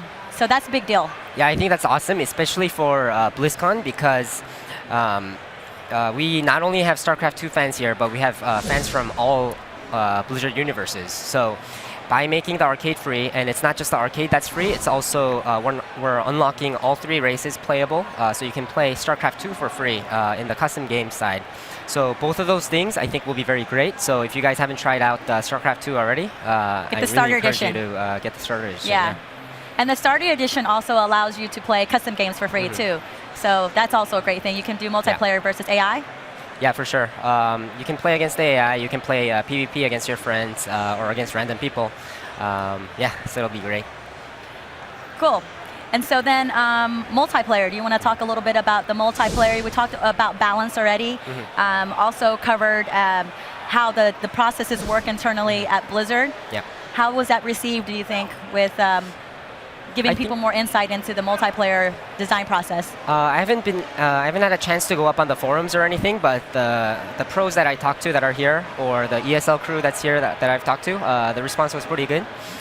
So I'm really looking forward to what the people are actually, what people actually have to say about the presentation from yesterday. Well, that's cool. Let's go into WCS then. We've been following that. That's been really exciting. Down to 4 players now. We have Bomber versus SOS taking place in the semifinals. And then Jaedong, Yep. which was really an amazing match that ended the night last night, versus Maru. So tell me about what you think about those two matchups coming in today to the semifinals. So I actually talked to two people about it. First was Stork. He's a Broodor player who now plays StarCraft 2. And his prediction was he thought Jaedong is going to win the whole thing. And internally within our development team, we have a lot of people, a lot of game designers who watch every single major tournament game. And the person that always gets predictions right, he called SOS to be the winner. So I guess because of that, I'm hoping for Jaedong versus SOS finals. But I think at the top of the top, the players of these, the skill of these players is so high and so close that it's really hard to make a call on who's going to win. Do you have a favorite that you want to win? So in this specific tournament, every tournament it changes, but I was cheering for Polt, Jaedong, Naniwa. But Polt's out, Naniwa's out. yes, so the only player remaining is Jaedong, so I'm naturally cheering for Jaedong. Yeah, I was also cheering for Naniwa. I was also cheering for Jaedong. Yep. Also wanted Polt to win. So, but I think Jaedong, I think if he faces SOS, I think he will have a very high chance of winning. He did really good against Deer versus Protoss. And so I think if he faces SOS, it's the more concerning thing is if he actually has to face Bomber, then I think he's going to be in trouble. Yeah, I think I can agree with that because Deer is seen as the best Protoss player right now. I think the first tournament he ever participated in is the Korea WCS Korea Season 3, and he actually won the whole thing. And then the second tournament he participated in was the season finals, and he actually won that too. So coming into this, everyone thought he's the favorite to win, and Jaedong obviously beat him yesterday, and it was an amazing series. So if you guys haven't checked it out, yeah, you can check it out for sure, for free on Twitch. And actually, I think that's why I've lost my voice. It's because I was cheering at that last match. It was amazing. It was great. I think the crowd was so happy to see Jaedong win. And even today, he was coming into the stage. They were just chanting his name. Yeah, for sure. And so, but Bomber though, Bomber is another player that I think people are expecting to win as long as he doesn't have to face the Bomber curse. Yeah, he beat Jaedong in the Season 2 semifinals 4-0 very convincingly. Yeah. So I don't know if Jaedong will be able to get his revenge. Yeah, it's hard to say, but in that matchup, Bomber versus SOS, I kind of want to favor it to SOS because he's a great player and his strategies are so diverse. It's going to be kind of hard for Bomber to predict what's coming to him. Great. Awesome. All right, well, there's lots of cool stuff coming for StarCraft, and of course the WCS finals going on behind us. The grand finals later today where the winner's going to walk home with $100,000. So very cool to see the esports angle to StarCraft and these cards. Again, Kim, you can go to the Facebook page, right, if you want to find out more about them? The Facebook page or the StarCraft2.com /WCS, the portal. All right, well, next time at BlizzCon, there'll be more series. David, thank you so much for your time. Lots of great questions, Kim, talking about lots of stuff there. All right, well, now we're going to go behind the scenes to learn a little bit more about Act 5 of Diablo 3 over at Blizzard. Let's check it out.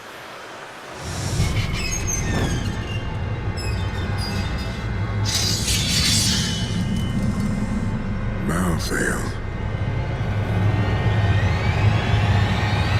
The story opens with Malthael, the Angel of Death, stealing the Black Soul Stone, and nobody knows why he wants it or what he's doing with it. In fact, nobody even knew that he was the Angel of Death until he appears at the beginning of our story.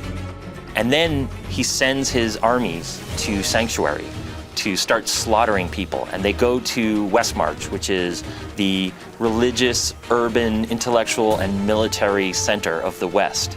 And they just begin massacring people in the streets. Thousands are dead, and nobody knows why. Nobody knows what this is all for. And the hero character is nearby the city of Westmarch and hears about the massacre and heads there immediately to try to save as many people as possible. Malthael was originally the Archangel of Wisdom, and he was the leader of the angels. He led the Angelus Council, he was the main strategist of the Eternal Conflict, he would lead them into battle. And now Malthael's back, and he has undergone a huge change. Now he is the Angel of Death. Malthael's main motivation is to end the Eternal Conflict, the ages-long war between angels and demons. And this seems like the perfect moment With the primeval trapped in the Black Soulstone, the demons have no leader. They're disorganized, they're on the run. In Malthael's eyes, there's only one large demon faction left that he has to take care of in order to ensure that the conflict ends. Unfortunately for us, that faction is humanity, because humans are descended from a sort of unholy mix of angel and demon. And so we all have good and evil in us. And Malthael looks at us and he sees demons. Brother. Why? For us, working on the Angel of Death was a huge challenge, because really what we wanted to do is make sure that it had very strong angelic components, because after all, he is an angel, and yet he turned to death. So it's a really interesting design challenge to make sure that in a lot of ways you incorporate elements that are very known to people, skulls, and they're very subtle. You have skull elements on his chest, you have skull elements on his shoulders, and he has these twin sickles. Now, in a lot of ways, what's amazing about the designs for the angels in general is that they already have no faces, so that worked really well for us.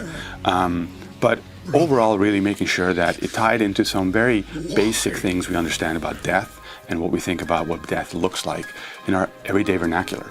The Nephilim will stop you.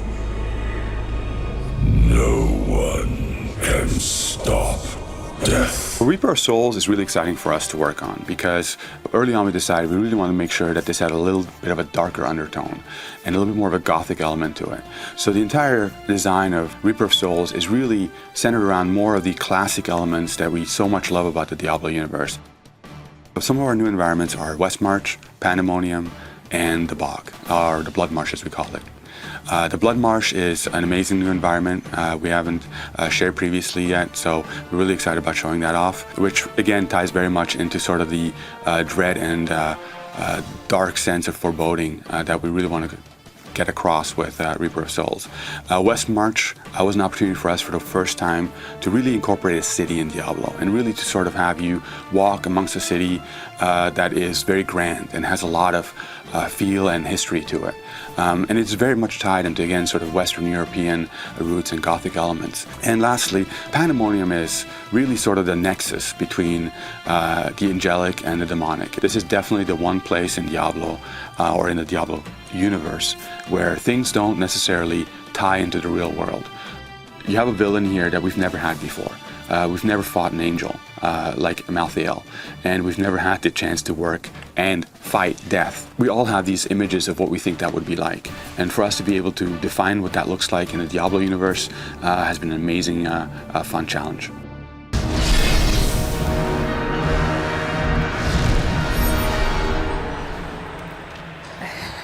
All right, that was a look behind the scenes of Blizzard in the making of the new Diablo 3 Reaper of Souls expansion that is playable here on PlayStation 4 and the PC. And one cool thing, Kat, I just saw on Twitter here, United States trending topics, the #1 trend is BlizzCon right now. That blows my mind. I know. It's a Saturday. Everyone's watching us, watching the streams, of course. Keep tweeting, #BlizzCon, and your questions to Jeff Keighley and myself. That's right. We got a lot of great guests coming up later today, including Russell Brower, the composer. He'll be with us in a little bit. Yes. We've also got tons of great guests, and also that World of Warcraft movie panel. It sounds like there's going to be some big news about the Warcraft movie, which is coming from Legendary Pictures and Universal in late 2015. I think it's supposed to come out, but they're supposed to start filming it early next year. So hopefully we'll get some details, maybe on the cast, maybe on the story, some other elements. We'll have to see what they're going to share with us. But I'll tell you what, I will share a little bit with you right now. Oh, Kat's got an exclusive. Tell us, Kat. I will tell you what you don't know. Okay. Is that all of these casting calls that Yeah. everyone has been using to predict the plot? Yeah. Don't listen. Oh, wow. You're getting ready to find the real story today. Those It's are gonna red be pretty herrings. It's exciting. not really true. There's 'Cause a I think lot of red everyone- herrings going on. The Dark Below, all of these casting calls. Don't Really? listen to it. Look yeah. at this. Kat is now giving us inside information. I have at all the Blizzard. information on My this God, one, the actually. laser targets are going to come down on you. So we're going to find out, because I think Yeah. people are wondering, is it a World of Warcraft movie? Is it a Warcraft movie? It's like, how's it all going to be set up? Well, the title is Warcraft. Right. Just Warcraft. So And obviously the universe is so huge, they have to pick a story somewhere to start. they do. So I think people want to know where, and so if it's not the World of timeline. Warcraft, Right. It could and just be it's Warcraft. just called Warcraft, Okay. watch the panel is all I'm saying. Okay, but it sounds like they're finally going to give us some details on this, and I'm sure it's Yes. been in development for years and years. It's been over 5 years at this point. But they must And be pretty happy about where it is. This isn't the first script they've gone through either. There's been many scripts. So Okay. at some point, maybe all these things were true, but now, where we're going to start, they're starting to shoot in January. So this Right. is solid. This is final. All right, so we're going to find out some real details, and I'm sure the internet will be exploding with that. And if you guys want to get all the details as they happen, you remember the virtual tickets. You're going to get to see that entire panel live here at BlizzCon.com and on DirecTV, and that'll be starting, I believe, at 1 p.m. Pacific. So we will 4 p.m. Eastern, right? Is that right, Kat? I think it's potentially. right, I lose my Eastern and my Pacific. We got to figure out our times, but it's coming up anyways. Coming so up soon. take a look at that. But Kat, we're going to get to something that you did yesterday, which was catch up with the guys at Steel Series, Yes. right? I stopped by and talked to Mark Jolliffe yesterday and talked about the different peripherals they have in development.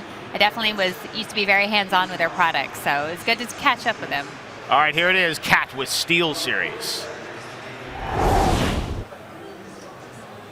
Behind me is a Steel Series booth at BlizzCon. Not only can you play games, but you can also visit a lot of the partners that Blizzard has. And I'm joined by Mark Jolliffe, who works the Steel Series and is going to tell us a little bit about what's going on at your booth behind me. Yeah, we're really excited this year. We've got the BlizzCon Bank going on at our booth. Everybody who shows up gets a coin, and you can trade those coins in for prizes like the World of Warcraft mouse. But so speaking of the World of Warcraft mouse, that is the latest iteration in your MMO gaming line. It is wireless. How has the reception for this mouse been? People are loving it. It's so convenient to play wirelessly, but if your battery starts to run down, you can plug it in and just keep going. It's got 11 buttons, so program it right within the game, and profiles too, Kat. Yeah, so you can actually go online and download pro players' profiles and see what their key bindings are, right? I understand there might be a Cat Hunter profile out there, but yes, the pro players are there. You can set your mouse up the way you want it, trade it with your friends, and upload them.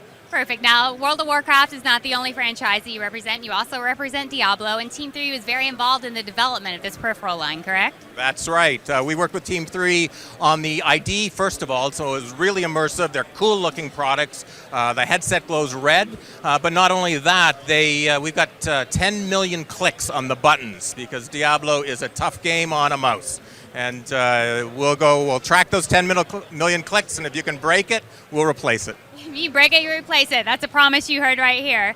So we don't want to just stop with the peripherals. You are famous for your professional gaming mouse pads. It's not just World of Warcraft or Diablo, it's also StarCraft. Where can they find these mouse pads? Well, you can find them on the Steel Series store, the Blizzard store, and even at Best Buy carries the mouse pads. But not only the StarCraft mouse pads, we've got them for all of the Blizzard franchises, and we got some new ones coming out this year that you're going to like too. Perfect. So that's all we have for Steel Series here at BlizzCon. Thank you very much for joining us, Mark. Thank you very much, Kat. Now you're I'm back back. with us through the magic of television. The magic of television. You're back with us, Cat Scratch. All right, so lots happening here at BlizzCon. We're going to, we've got a lot of panels coming up. We've got a lot of Warcraft coming for you guys for the next couple of hours here, but we do have guests from a lot of the other games coming by. As you mentioned, Diablo's going to be with us. We've got a little bit more on Hearthstone. Jason's going to be joining with us, Johnny from the Diablo team. So if you guys have questions, please send them to Kat and I. We are here as vessels for your questions to get them in front of the developers. So at Jeff Keeley, can't even say my name, at Cat Hunter. That's where you guys can go to send us questions that you want to ask the Blizzard developers. And actually, Jeff, while we were at the break, I had my iPads out and I was watching the Hearthstone tournament going on right now. Yes. So I don't know if you've been catching up with that on some of the other streams, but right now there's an amazing match with Artosis and Trump going on. Okay. They were Artosis was actually up 2-1 last time that I watched. So it's really interesting. He's playing his warrior deck right now. They're both playing very conservatively. It's been pretty exciting this morning. So it seems like that could become a bit of an esport. I hope so. You know, like, well, Eric said when he was here yesterday, is that they kept saying that's something that we have to do in phase 2, but they didn't anticipate Hearthstone taking off the way that it has. So I think that we're going to start seeing things like spectator mode and tournament tools maybe being pushed up, you know, once we get everyone into beta and once the game is stable and out there. All right. Well, hopefully we'll hear more about that this afternoon when Jason joins us. We'll be able to answer your questions about Hearthstone. But right now, we're going to take a look at another cool aspect of Blizzard, and this is some of the amazing StarCraft animations that you may have seen out there. Well, we're going to meet the guy behind them, Jason. He's going to tell us, or John, sorry, he's going to tell us about StarCraft animations. Check this out.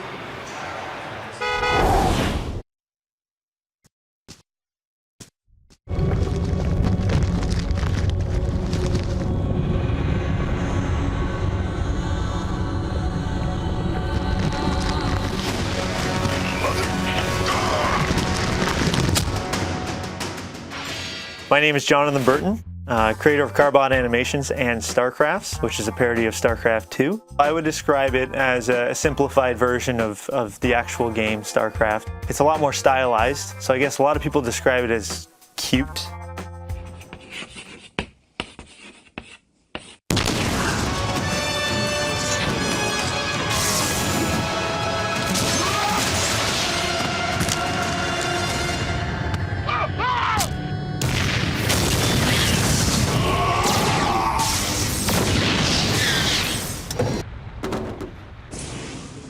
So Carbon Animations is me, for the most part, from concept to animating to adding sound to publishing to even just putting on the annotations on YouTube. I feel like I was born to do that kind of stuff. At least that's what I love to do. I have something special for everyone watching right now at Blizzcon, and it's a little special animation I did myself. It's going to be awesome, so I hope everyone enjoys it.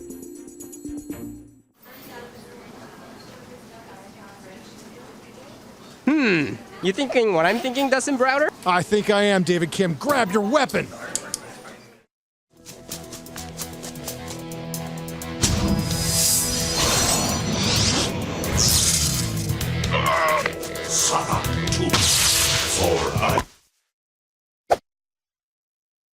It's nerfing time! Take that!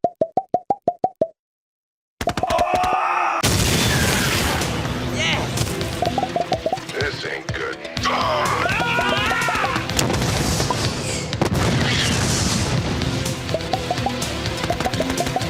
We're going down!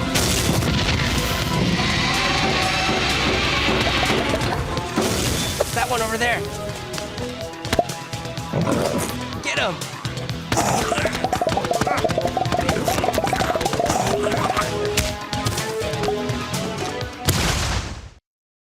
Nice shot! I think we're done here. Yep. All done.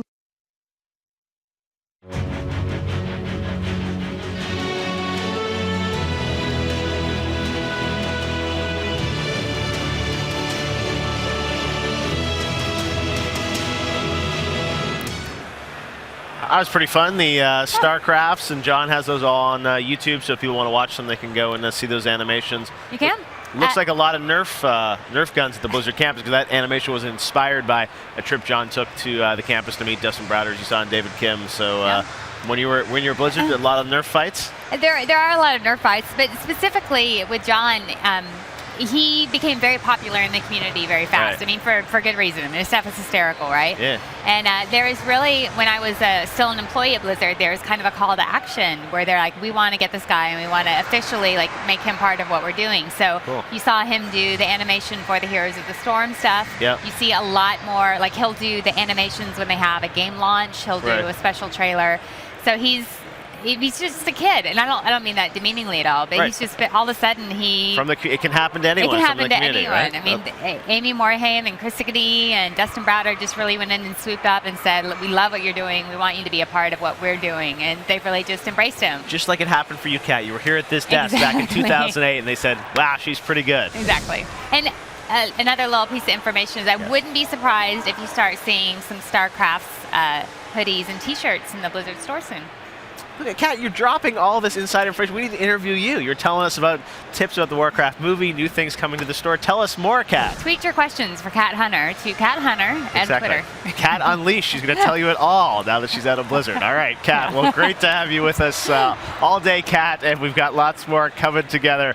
We've got a World of Warcraft panel that is coming up again, which is this is going to be more about questing and what, just going to specifics. Is this going to be for the new expansion, do we think? It's a new expansion, and the important thing here, I really believe, is an explanation of the raid system. So what they told us yesterday is basically they're taking flex raiding and they're extending it out across everything except for the new heroic mode, which will still be limited to 20 people and will not be flex raiding.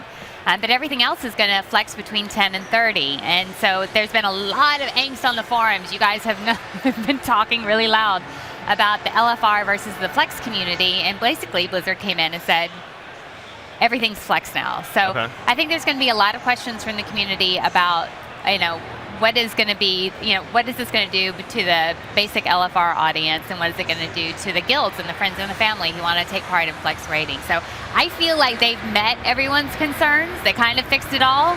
We'll see what the community thinks, though. All right, we will. We're going to head over now to Hall D for the World of Warcraft panel on raids, questing, and other elements of the new expansion pack. And then we'll be back here. We've got guests for Hearthstone and Diablo 3, and then that World of Warcraft, or the Warcraft movie panel, I should say, is coming up at 1 p.m. Pacific. And you don't want to miss live, uninterrupted coverage here on DirecTV. But right now, it's that World of Warcraft panel over in Hall D. Enjoy it here on the Virtual Ticket.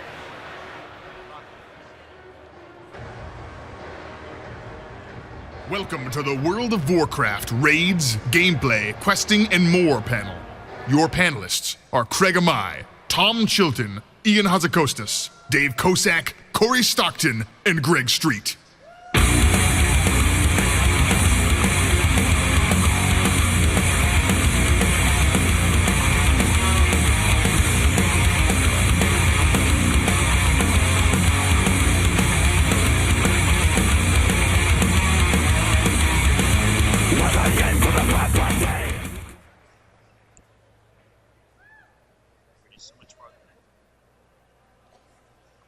All right.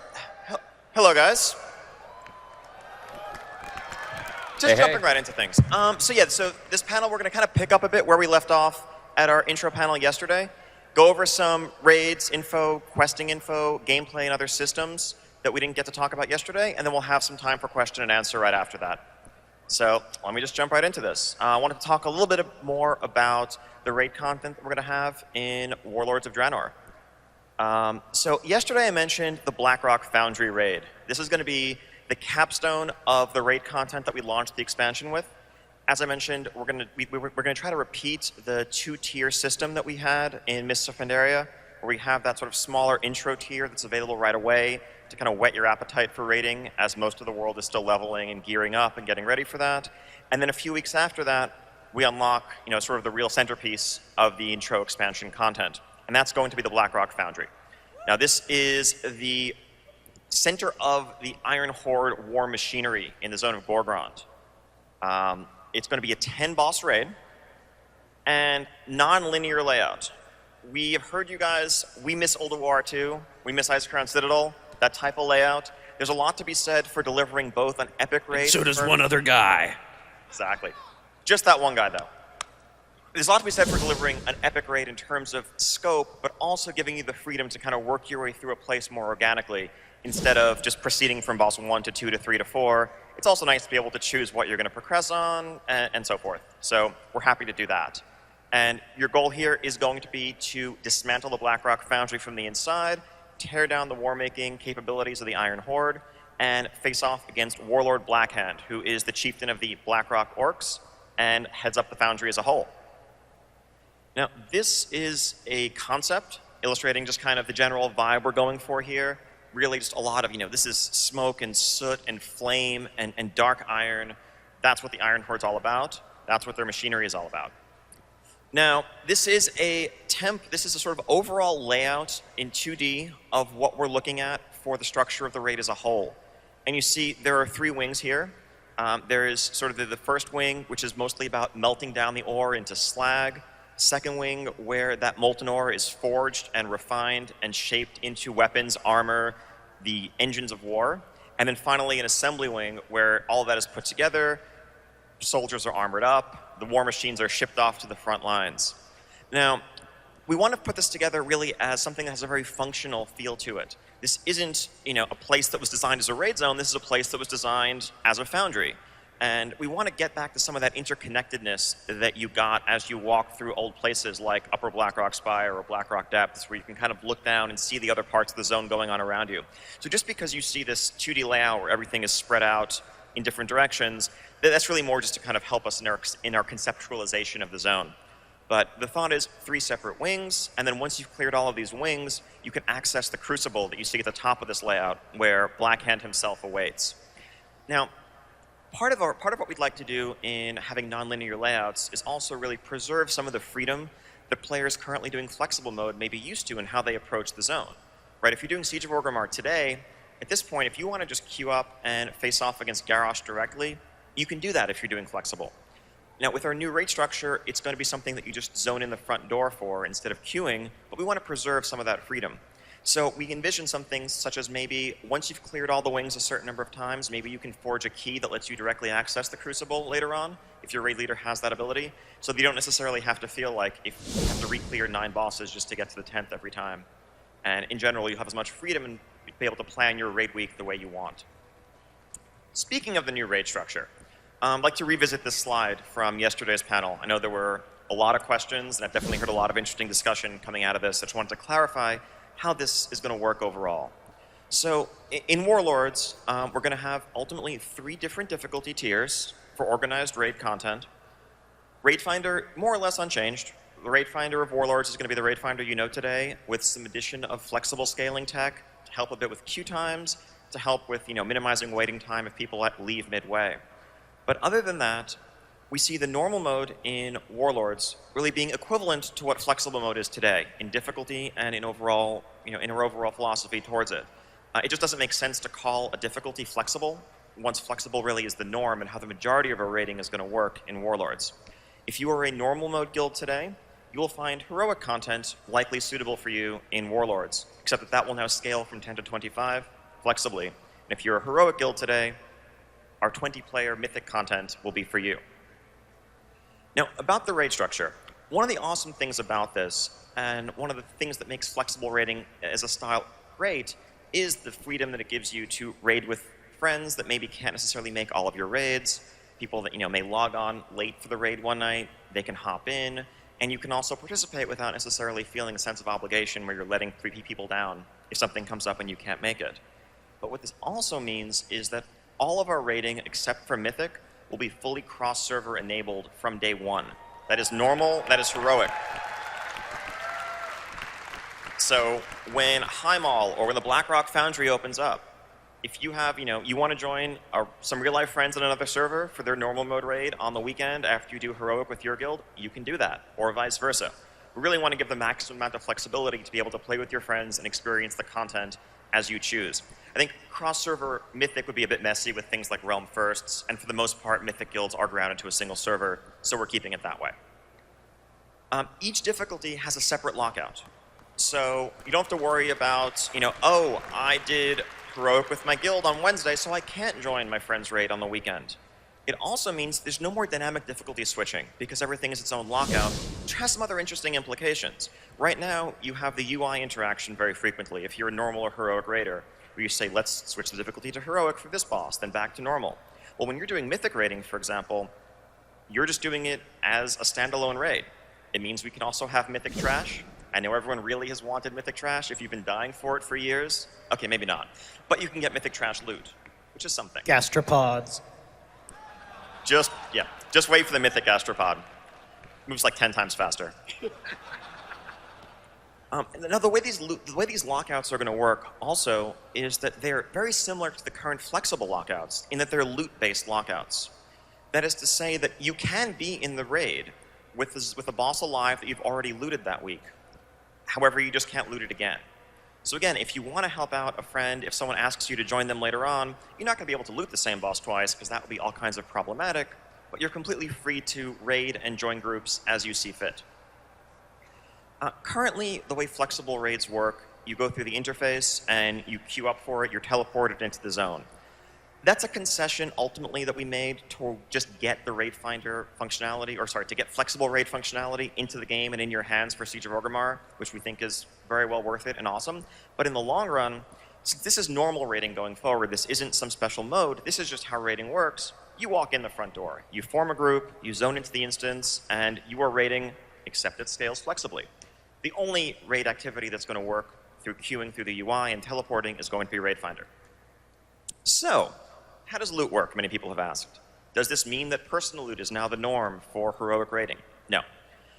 Again, personal loot as it currently stands is really well suited to groups of strangers in Raid Finder, or pickup groups where maybe it lets you not have to deal with, do you trust someone to be the master looter? Do I trust this guy's not going to ninja loot and run off with things? But when you're playing with your guildmates, when you're playing with your friends, You want the ability to trade items to those who need them more than you. If someone comes back to the game after a while, maybe you want to kind of train them through and dump a bunch of loot in their lap so that they can really get caught up quickly. Maybe you want to pass something to someone for their 4-piece set bonus. All those things need to be possible, we feel, and that's how loot is going to work in normal and heroic mode.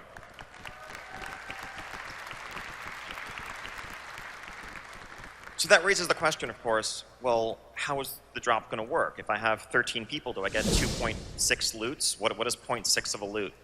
The answer is actually 0.6 of a loot is 60% chance to get a third loot.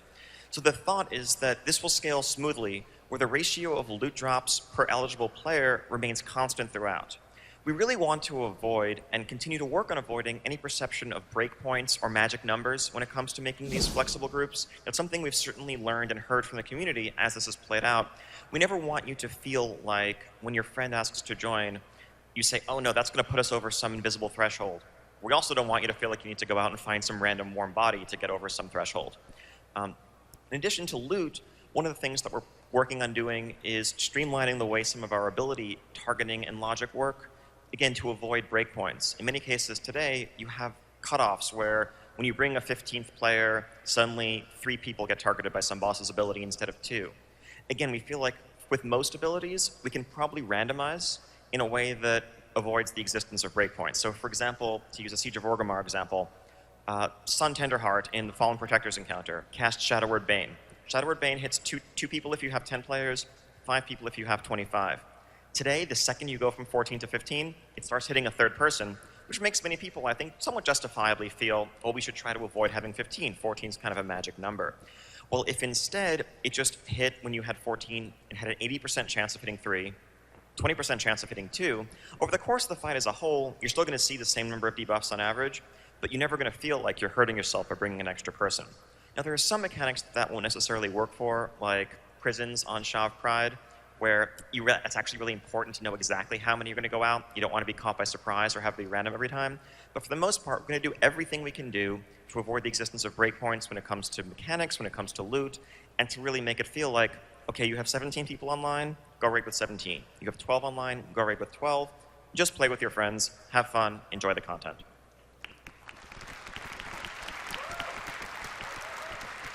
Now I'm going to hand it off to Craig, who's going to talk a bit about some of the quest revamps we have coming up. Thank you, Ian. Hello, BlizzCon. All right, let's talk about quest. So one of the first things you're going to notice when you step into Draenor is that we're calling out key storylines through icons on our quest tracker and our quest log. Essentially, we want to draw attention to the big quest chains with big characters that lead towards big rewards, so you can make intelligent decisions about what content you want to participate in, what you want to focus on, especially as you reach that kind of end of the zone point where you're considering moving on. While those key storylines are guiding you through zones, you're going to be noticing that a lot of the other quests outside of those chains are more distinctly separated. So you really have the choice of whether you want to participate in additional quests along the way or whether you want to follow just that primary story track. This will have the side effect also of making the world feel a little bit more full and organic. If you go wandering out and find a quest hub, there won't be a magic quest that unlocks it and makes all the quests there start appearing. And it'll give you a lot more control over your experience. The efficient route will still be follow those key storylines, pick up the other quests along the way. But if you've been doing dungeons a fair bit, or again, if you're reaching the end of a zone, you may choose to focus on those key storylines and not be picking up as much of those strictly optional quests. As you go through these zones questing, you'll notice we'll be using a lot more of these side systems, dynamic events and treasures that we first introduced on Timeless Isle. So dynamic events are essentially gameplay challenges with cool rewards behind them and minimap callouts. So on Timeless Isle, for the most part, they were soloable rare spawns. But as you step into Draenor, you're going to be seeing some more complex versions, some multi-stage events with big culminations, or some wandering raid bosses that encourage lots of players to pile up and overcome a big social challenge. These will be mixed in a lot more during the level up experience. You'll also be seeing them a lot at level 100. So it should make the entire experience feel a little bit more, again, organic. Make it feel like there are opportunities coming up outside just the questing experience. Treasures are essentially our way of encouraging you to explore the world even more than the art already does. We make beautiful worlds, and we want to reward you for peeking in every nook and cranny. So the idea with treasure is